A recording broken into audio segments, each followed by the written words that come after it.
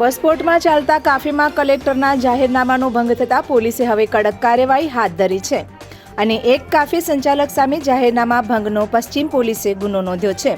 પાલનપુર શહેરમાં કરોડોના ખર્ચે અદ્યતન બસપોર્ટ તૈયાર કરવામાં આવ્યું છે, પરંતુ સુવિધાઓજનક અદ્યતન બસપોર્ટ જાણે ગેરકાયદેસર પ્રવૃત્તિઓનો અડ્ડો બન્યું હોય તેવું લોકોના મુખે ચર્ચાઈ રહ્યું છે. અગાઉ પણ પોલીસની રેડ દરમિયાન ત્રીજા માળેથી 2 યુવતીઓએ મોતની છલાંગ લગાવી હતી, જેમાં એકનું મોત થયું હતું. આ ઘટના બાદ બસપોર્ટમાં શંકાસ્પદ ગેરકાયદેસર પ્રવૃત્તિઓ થતી હોવાનું ચર્ચાઈ રહ્યું હતું, જેથી પશ્ચિમ પોલીસ દ્વારા તપાસ હાથ ધરી આવા કાફી સંચાલકો સામે કાર્યવાહી હાથ ધરવામાં આવી હતી. પોલીસની કડકાઈથી ઘણા દિવસો કાફીના શટરો બંધ રહ્યા હતા, પરંતુ ફરી એકવાર બસપોર્ટમાં કાફી ફરી ધમધમતા થયા છે.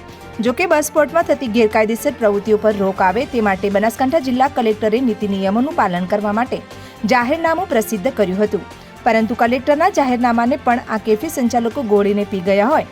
તમામ નીતિ નિયમો નેવે મૂકી આ કાફીની અંદર શંકાસ્પદ સુખ સુવિધાઓ પૂરી પાડતા હોવાની ચર્ચાઓ હતી. જોકે પશ્ચિમ પોલીસ દ્વારા તપાસ કરતા કેફી સંચાલક દ્વારા ગેરકાયદેસર પ્રવૃત્તિઓ માટે નીતિ નિયમો વિરુદ્ધ સુવિધાઓ કાફીની અંદર પૂરી પડાતી હોવાનું તપાસમાં સામે આવ્યું છે. જે બાદ પશ્ચિમ પોલીસે સીસીટીવી કેમેરાના હોવાના કારણે તેમજ નીતિ નિયમો વિરુદ્ધ સુવિધાઓ પૂરી પાડવા બદલ આ કેફી સંચાલક સામે ફરિયાદ દાખલ કરી છે. પરંતુ હજુ પણ એવા ઘણા કેફી સંચાલકો છે જે નીતિ નિયમોને નેવે મૂકીને ગેરકાયદેસર પ્રવૃત્તિઓ કરી રહ્યા છે. જોકે આ અંગે જાગૃત નાગરિક રવિ સોનીએ બસપોર્ટમાં ચાલતી ગેરકાયદેસર પ્રવૃત્તિઓ સામે તપાસ સહિત કાર્યવાહીની માંગ કરી છે. દૂર દૂરથી ભણવા માટે આવતા વિદ્યાર્થીઓ અહીંયા ગેરકાયદેસર પ્રવૃત્તિઓમાં સંડોવાતા હોવાના આક્ષેપો રવિ સોનીએ કર્યા છે.